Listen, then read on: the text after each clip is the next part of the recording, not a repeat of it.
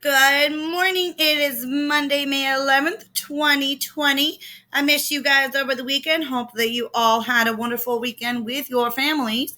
I do want to let you know that I did do my hair for those of you that went for that challenge. I know you can't see it well right here, but if you look a little bit, you could see the red right there. And then you could see the blue over there. And then you're going to see my next picture. You're going to see me. So going into our slides, there you go. You get to see my hair with the red and the blue, the way that you guys wanted. And I went ahead and just set it up for you guys so that you guys could see it. I knew you guys wouldn't be able to see it very well here, so I put it that way. So going into today's lesson, actually, there is going to be no homework this week in addition to what you are working on this week, as you will be taking the benchmark. You will still have the daily lessons. However, you will be doing some independent work, will be a story that is stated in your goal formative and will be in for a benchmark that you need to take slowly throughout the week, like we've talked about. The lessons for this week, though, however, oh wow, you can see a little bit there. Anyways, the lesson for this week, we are going to be going over the different types of meanings of words using prefixes, suffixes, and roots and base words. So we're going to be getting into all that. So be ready to discuss that stuff in small groups, as we're going to go ahead and be using Kahoots to get that through, to kind of do some of your practice knowing those words. So our goals for today are, you're going to be able to, it's the L 4.4, which is determine and or clarify the meaning of unknown and multiple meaning words and phrases based on the grade 4 reading and content, choosing flexibly from a range of strategies such as context clues, word parts, word relationships, and using reference materials. As you can see, we're going to be taking the meaning of unknown words and we're going to be breaking them down within the word parts. So now when we go into our learning target, the student will be able to identify prefixes, roots, and suffixes in order to demonstrate an understanding of word parts. The essential questions are for today: what are roots? What are prefixes? What are suffixes? And how do I understand the word parts? How does understanding word parts help me determine the meaning of unfamiliar words? So we're going to go ahead and you're going to get to watch a cool brain pop. So sit back, relax, sing and dance if you want, because nobody's watching.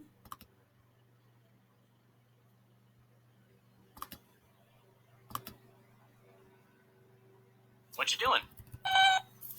You want to study geology? I thought you were studying biology. And 2 weeks ago, it was Greek mythology. Pick an ology. Dear Tim and Moby, I just don't understand prefixes and suffixes at all. Please help. From Pat. Words can be broken down into different parts: roots, prefixes, and suffixes. A root is the essential part of the word, and it can't be broken down into any smaller parts. A prefix is a part of the word that goes before the root, and suffixes come after the root. How do you know what all the parts mean? Well, mostly it comes with practice. Prefixes and suffixes have definitions, just like root words. Let's look at the word dehydration. The prefix is de, the root is hydro, and the suffix is shun. De is a common prefix that means lack of. Hydra, the root word, comes from the Greek word for water. And shun here means something like a state of being. So if you put it all together, you can figure out the meaning of the word dehydration, a state in which something or someone lacks water. Let's look at another example. Unpleasantness. The prefix is un, which means not. Un is a really common prefix that we see in a lot of words. Uncommon, unlikely, undecided, unclear. Pleasant is the root word. Ness is the suffix, which means state of.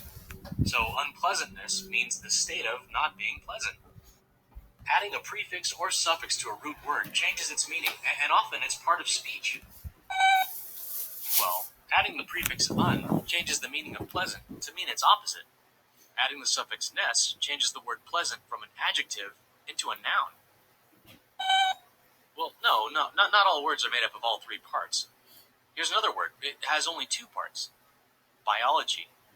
The root is bio, which comes from the Greek word for life. Ology, or logi, is a suffix that means the study of. So biology means the study of life. A lot of prefixes and suffixes come from Greek and Latin words. If you learn what some of them mean, you can figure out definitions of words you thought you didn't know. Common prefixes like anti, co, pre, and auto are easy to spot.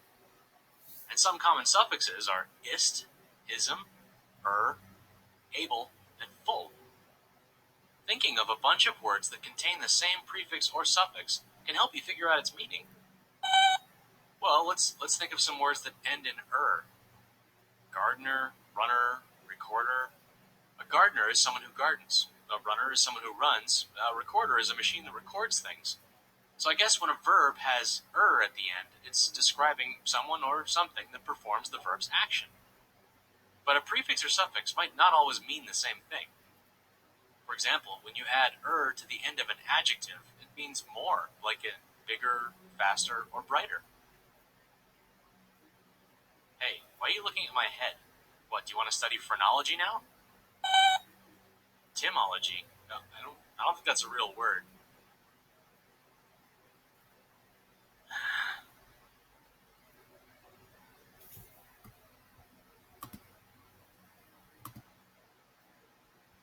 Okay, so going back into it. I was actually trying to find better light for y'all. So going in through some of our notes that we're going to go ahead and head into in the vocabulary that you're going to have to use when you're trying to identify prefixes and suffixes is the first word is word parts. So word parts are smaller parts of the word, which include prefixes, roots, and or suffixes. So it's just the part of the word. So it can be broken down, just like you enunciate. So you enunciate the word part. So forgiven, forgiven. You're separating the word into smaller parts to understand the meaning. Prefix is the part of the word that goes before the root word. So it's always found at the beginning or just at the beginning of the root word. The root is the essential part of a word, and it can't be broken down into any smaller parts, and the roots usually cannot stand alone as a word. However, if it's a base root word, it can stand alone.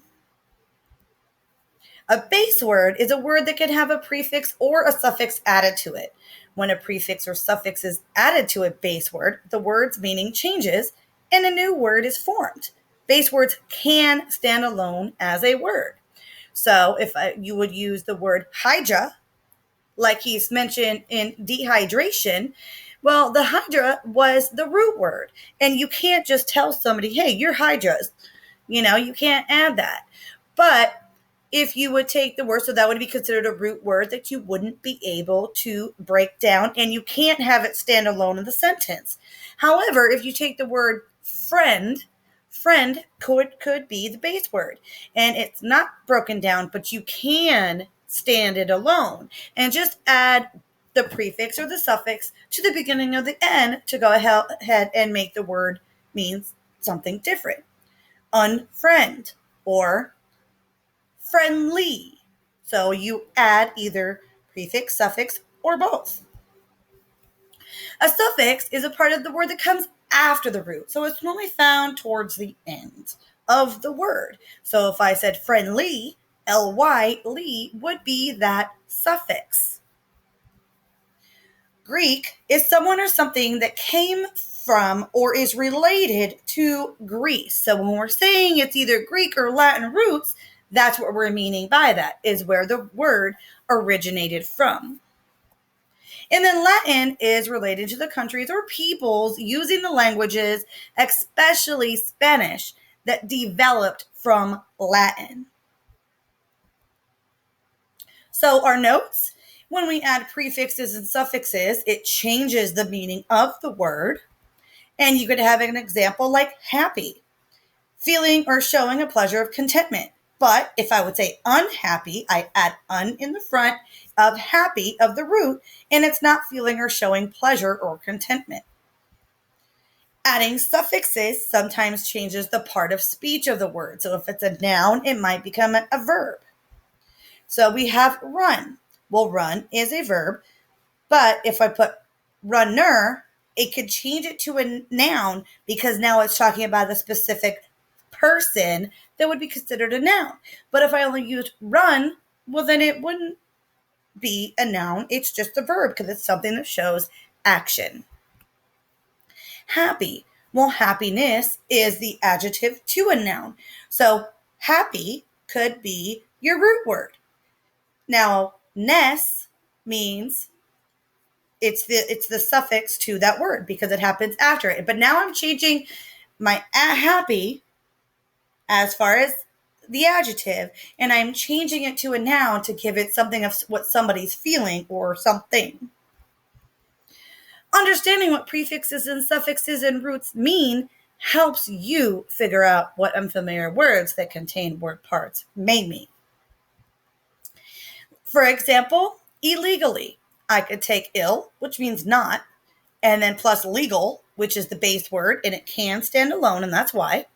Plus lee, like the base word, illegally means in a way that is not legal. Because I use legal, what does legal mean? So then you're identifying it. Going into some common prefixes and suffixes, we're going to see some like anti, de, dis, ill, im, in, miss, non, un, and all those might mean the not or opposite of against, wrong, or to reverse. And then on you have in the and then you could see re, add, ob, for, priest, pro, post, auto, and then some other ones, super, mid, inter, trans, sub, and suff. Location of the placement of the words might be super for higher or more. Mid could be more of the middle. Inter could be more of between. Train could be across. And sub or suff could be lower or underneath something or less. So you see all these words. Plus we also have semi, mon, mono, multi, n, m, co, com, con, col, over, and under. You're going to have these to have access to, so you could be checking them out and referring to them as you are trying to identify your working on your own or try it on your own to distinguish the different word parts of a word. Some common roots you might see would be like, and these are the Greek roots, so they come from Greece, which be bio, chron, dem, geo, graph, logi, meter, micro, phobia, phon, photo, or tele. Now, as you see, all these words have a different meaning. So it's not just micro for microorganism. Well, what does that mean? It means the organism is micro or small. Okay, so look at the different types and what they actually mean. So bio is life, right? And if I go over here to tele, it means far. So telephone, so you could call someone far. Here are some of the common Latin roots that you might coming up to see, which would be duct, which is lead or bring, flex, flect, form, grad, gress, ject, lit, guess, gear, ped, pod, rupt, scribe or script, spec, spect, and tame. So as you see, all these different words also have different meanings that you would connect with the word to try to figure out, well, what does this word mean? Now remember, you are referring to these as you were trying to figure out the word meanings of your own words. Here are some common suffixes. So we have ly, which we've seen a lot. It takes the characteristics of the word. You have or, which, and remember, suffixes are always found at the end. And as you continue to go through the list, we have eon, shun, ashun, ishun, ibble, able, just the plain y, ness, t, itty, and meant. And as you can see, all of them have a different type of meaning. So it helps you build the word and put it together to understand the meaning. Common suffixes, in addition to the others. Suffix again means the end. Now, we're going to use the word enjoy. Now I have N and joy. Well, if I break it down, my N is my prefix and my joy is my root word or my base word because joy can stand alone. So it would be considered the root base word. So N means to cause to. And if I add that to what joy means, a feeling of great pleasure or happiness, I would then join them two together to come up with my definition of what does enjoy really mean. So to cause to feel would be giving my prefix meaning. And then my root or base word is a great feeling of pleasure and happiness, which becomes a verb. So to cause to feel a great feeling of pleasure and happiness. Now I have readable. Well, we have read and able. My read is the base word. It can stand alone, like I said. It's still the root, but it's the root base word that can stand alone. And then we have the suffix able. Well, what do they mean as separately going into the base and the suffixes?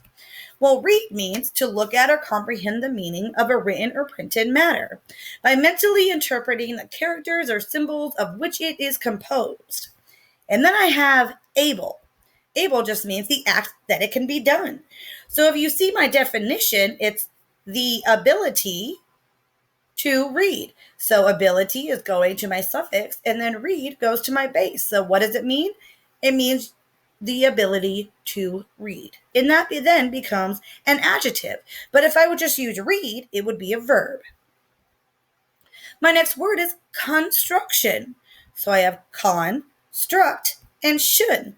Con is my pre, struct is my root or base, and shun is the suffix. Now let's see what they mean. Well, construct and shun. Well, the con means together.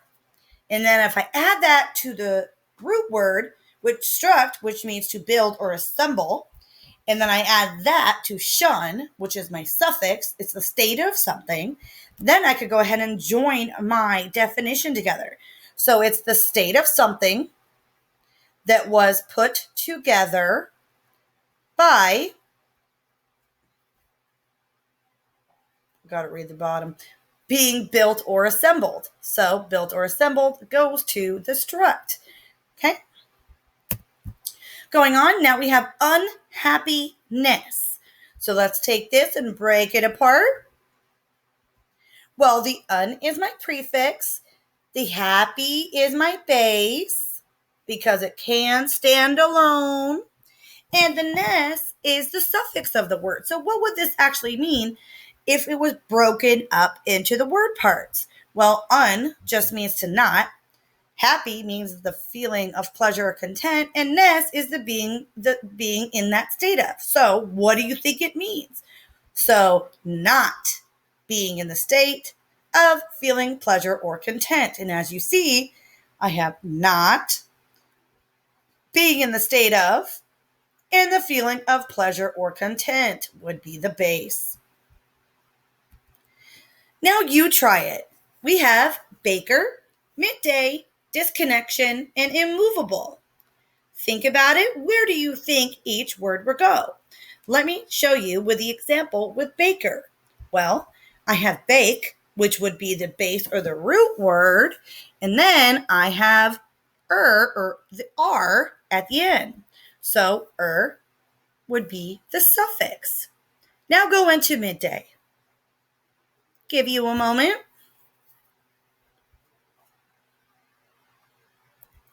So we have mid is the prefix and day is the base or root word.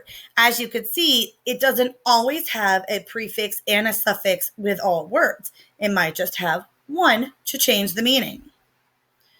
Go to disconnection. Good. connect, which would be a base word because it could stand alone, and yun. And finally, immovable. So we have move, a bowl. So then you would find it and see what it would mean together. So not able to move something. Ooh. All right, your independent work today will be you're going to answer any of Monday's word parts questions on Go Formative, and you are going to begin your benchmark. So today in your benchmark, it is in Go Formative, you will be reading Grandpa Joe, and you are to complete the associated questions but from the released EOG on the Go Formative. This is what your work is for this week. Don't forget, you will still have one-on-one if you have me for one-on-one instruction and your small groups. Also, you may join a small group today to play a Kahoot with prefixes and suffixes and root words to get more practice. And in our small groups, we will also be doing this, okay? Make sure that you are checking your Power School for any work that you have to redo or make up. I am changing the grades, but please give me time. I have a lot of you, and I gave a lot of you the opportunity to go back and redo a lot of the stuff or get it done because you haven't finished it yet. So please give me that time to adjust everything, and I do have until June 3rd to get all the grades checked. But please, please, please make sure that you are checking your Power School so you can see exactly what you are missing. And to go in for your small groups today, please be ready to answer my call when I do call you. And if you have any questions, as always, you can get a hold of me. And I'm wishing you guys a great day, and I will see you soon in Zoom and small groups. Bye. Miss you.